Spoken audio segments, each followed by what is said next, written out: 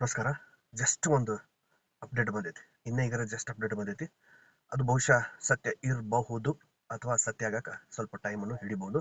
ಯಾಕಂತಂದ್ರೆ ನಿನ್ನೆ ಸೋನಂ ವಾಂಗ್ಚುಕ್ ಅವರು ಈಗೇನು ಹೋರಾಟಗಾರರು, ಮುಷ್ಕರಕ್ಕೊಳಗಾದವರು, ಉಪವಾಸ ಸತ್ಯಾಗ್ರಹ ಇದ್ದವರು, ಇವರ ಮೇಲಿನ ದೊಂಬಿ, ಗಲಾಟಿ, FIR ಈ ಥರದ್ದು ಏನೂ ಮಾಡಲ್ಲ ಸರ್ಕಾರ ಅನ್ನೋ ಭರವಸೆ ಕೊಟ್ರಪ್ಪ ಅಂತಂದ್ರೆ ನಾನು ಉಪವಾಸ ಸತ್ಯಾಗ್ರಹ ವಾಪಸ್ ತಗೊಳ್ತೀನಿ ಅಂತ ಹೇಳಿದ್ರು. ಯಾಕೆ 24 ಅವರ್ ಆಯ್ತು ಇನ್ನೂ ಸೋನಂ ವಾಂಗ್ಚುಕ್ ಅವ್ರ ಕಡೆಯಿಂದ ಅಪ್ಡೇಟ ಬರೋವಲ್ದಲ್ಲ ಅಂತ ಅನ್ಕೊಂಡಿದ್ವಿ. ಜಸ್ಟ್ ಅಪ್ಡೇಟ್ ಬಂದೈತಿ. ಮಾನ್ಯ ಜೆ ಪಿ ನಡ್ಡಾ ಅವರು ಸೋನಂ ವಾಂಗ್ಚುಕ್ ಅವರನ್ನ ಭೇಟಿಯಾಗ್ಯಾರ. ಮಾತುಕತೆ ಏನನ್ನೋದು ವಿವರ ಅಂದ್ರೆ ಅದರದ್ದು ಡೀಟೇಲ್ಸ್ ನಮಗಿನ್ನೂ ಸಿಕ್ಕಿಲ್ಲ. ಆದ್ರೆ ಸೋನಂ ವಾಂಗ್ಚುಕ್ ಅವರು ಉಪವಾಸ ಸತ್ಯಾಗ್ರಹ ವಾಪಸ್ ತಕೊಂಡಾರ. ಜಸ್ಟ್ ಬಂದಿರೋ ಅಪ್ಡೇಟು. ಅದು ನಿನ್ನ ಹೌದು ಅಂತ ಆಗಾಕ ಸ್ವಲ್ಪ ಟೈಮ್ ಹಿಡಿಬಹುದು. ಅಕಸ್ಮಾತ್ ಅದು ಸತ್ಯನ ಇತ್ತಂತಂದ್ರೆ ಬಹಳ ಒಳ್ಳೇದು. ಯಾಕಂದ್ರೆ ಅನ್ಯಾಯವಾಗಿ ಜೀವ ಕಳ್ಕೋಬಾರ್ದು. ಮತ್ತೆ ಸೋನಂ ವಾಂಗ್ಚುಕ್ ಅವರು ಮೋಸ್ಟ್ಲಿ ಉಪವಾಸ ಸತ್ಯಾಗ್ರಹ ಬಿಡ್ಬೇಕಂದ್ರೆ ಅವರು ಏನು ಕಂಡೀಷನ್ಸ್ ಇದ್ದು ಮೊದಲು ಮೂರು ಡಿಮ್ಯಾಂಡ್ಸ್ ಏನು ಇದ್ವಲ್ಲ, ಆ ಡಿಮ್ಯಾಂಡ್ ನಂತರ ಏನ್ ಈ ಒಂದು ಗಲಾಟೆ ಆಯ್ತು, ಲಾಠಿ ಚಾರ್ಜ್ ಆಯ್ತು, ಅಶ್ರುವಾಯು ಒಗ್ಯಾದಾತು ಪೊಲೀಸರು ಮಿಲಿಟರಿ ಕಡೆಯಿಂದ ವಿತೌಟ್ ನೇಮ್ ಪ್ಲೇಟ್ ಅನ್ನೋ ಒಂದು ಸ್ಟೈಲ್ ಒಳಗೆ ಬರಾಕತ್ತೈತಲ್ಲ, ಇದನ್ನೆಲ್ಲಾನು ನಾವು ಈಗ ತಡಿಬೇಕು. ಮೊದಲು ಹುಡುಗರ ಮೇಲೆ ಅಥವಾ ಮಹಿಳೆಯರ ಮೇಲೆ ಅಥವಾ ಮಕ್ಕಳ ಮೇಲೆ ಅಥವಾ ಪಾಲಕರ ಪೋಷಕರ ಮೇಲೆ ಏನ್ ಈ ತರದ್ದು ಸಮಸ್ಯೆಗಳಾಗ್ಯಾವು, ಮೊದಲು ಇದನ್ನ ಸರಿ ಮಾಡೋಣ ಅನ್ನೋ ಒಂದು ಬುದ್ಧಿವಂತಿಕೆಯಿಂದ ಸೋನಂ ವಾಂಗ್ಚುಕ್ ಅವರು ಮೊದಲಿನ ಬೇಡಿಕೆ ಬಿಟ್ರು.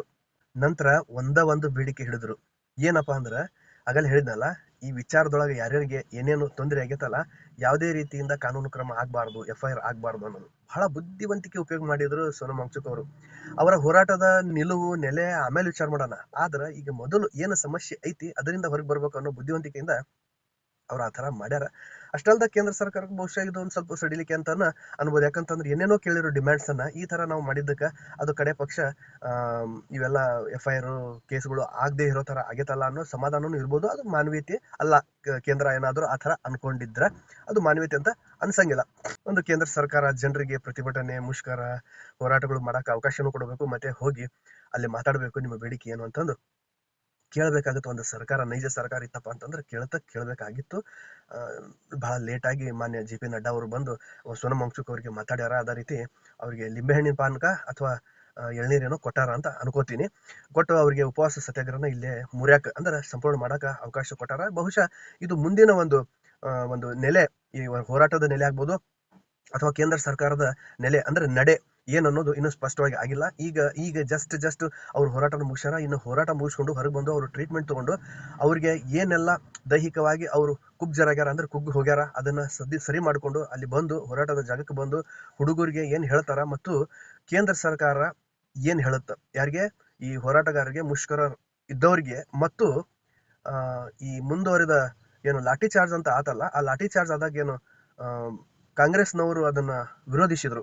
ಆ ವಿರೋಧಿಸಿದ್ದಕ್ಕ ಸದನದೊಳಗ ಕಾಂಗ್ರೆಸ್ನವ್ರಿಗೆ ಅಂದ್ರೆ ವಿರೋಧ ಪಕ್ಷದ ನಾಯಕ ರಾಹುಲ್ ಗಾಂಧಿ ಅವ್ರಿಗೂ ಸತ್ಯಕ ಬರ್ಬಹುದು, ಎಷ್ಟೊತ್ತಾದ್ರೂ ನೀವು ಮಾತಾಡ್ಬೋದು ಅನ್ನೋ ಒಂದು ಸ್ಟೈಲ್ ಏನು ನಿನ್ನೆದು ಒಂದು ಮೆಸೇಜ್ ಇತ್ತು, ಅದನ್ನ ಬಹುಶಃ ಕಂಟಿನ್ಯೂ ಮಾಡಬಹುದು ಅಂತ ಅನ್ಸುತ್ತಾ. ಯಾಕಂತಂದ್ರೆ ಕಾಂಗ್ರೆಸ್ನವರು ಏನು ಲಾಠಿ ಚಾರ್ಜ್ ಆಗೈತಿ ಅದಕ್ಕೆ ತೀವ್ರ ವಿರೋಧ ಮಾಡ್ಯಾರ. ಅದಕ್ಕಿಂತ ಮೊದಲಿನ ಹೋರಾಟಕ್ಕ ಅವರು ಇನ್ನೂ ನೈತಿಕವಾಗಿ ಬೆಂಬಲ ಲೇಟ್ ಆಗಿ ಸೂಚಿಸಿದ್ರು. ಸುಮಾರು 18 ದಿವಸ ಆದ್ಮೇಲೆ ಬೆಂಬಲ ಸೂಚಿಸ್ಯಾರ. 18 ಅಥವಾ 21 ದಿವಸ ಆದ್ಮೇಲೆ ಬೆಂಬಲ ಸೂಚಿಸ್ಯಾರ. ಎನಿವೆ ಅದು ಏನಾದ್ರೂ ಇರ್ಲಿ, ಒಟ್ನಾಗ ಈಗ ಸೋನಂ ವಾಂಗ್ಚುಕ್ ಅವರು ಉಪವಾಸ ಬಿಟ್ರ. ಅದೇ ರೀತಿ ಕೇಂದ್ರದವರು ಬಹುಶಃ ಸ್ವಲ್ಪ ಬೆಂಡ್ ಆಗ್ಯಾರ ಅಂತಾನು ಅನ್ಬಹುದು. ಅವರು ಬೆಂಡ್ ಆಗ್ಯಾರ, ಇವರು ಬೆಂಡ್ ಆಗ್ಯಾರ. ಮತ್ತೆ ಅವರು ಒಂದು ರೀತಿಯಿಂದ ಸಕ್ಸಿಡು, ಇವರು ಒಂದು ರೀತಿಯಿಂದ ಸಕ್ಸಿಡು, ಒಂಥರ ಕೊಡುಕೊಳ್ಳುವಿಕೆ ತರ ಆಗೈತಿ. ಎನಿವೆ ಏನಾದ್ರೂ ಇರ್ಲಿ, ಏನಾದ್ರೂ ಹೋರಾಟ ಇರ್ಲಿ, ಯಾರಾದ್ರೂ ಹೆಂಗಾದ್ರೂ ಬೆಂಡ್ ಆಗ್ಲಿ, ಒಟ್ಟಿನೊಳಗ ಈ ನೀಟಿಗೆ ಏನು ವ್ಯವಸ್ಥೆ ಮಾಡ್ಬೇಕಾಯ್ತು ಮತ್ತೆ ಈ ಹುಡುಗರಿಗೆ ಅಂದ್ರೆ ಏನು ವಿದ್ಯಾರ್ಥಿಗಳಿಗೆ ಏನು ಅವ್ರಿಗೆ ನ್ಯಾಯ ದೊರಕಿಸ್ಬೇಕು, ಆ ವಿಚಾರವಾಗಿ ಎಲ್ಲರೂ ಏನು ಹೋರಾಟ ಮಾಡಕತ್ತಾರ. ಅದಕ್ಕೆ ಜಯ ಸಿಗ್ಲಿ, ಯಶಸ್ಸು ಸಿಗ್ಲಿ ಅಂತ ಹೇಳ್ತಾ ನಾನು ಮತ್ತೆ ಸಿಗ್ತೀನಿ.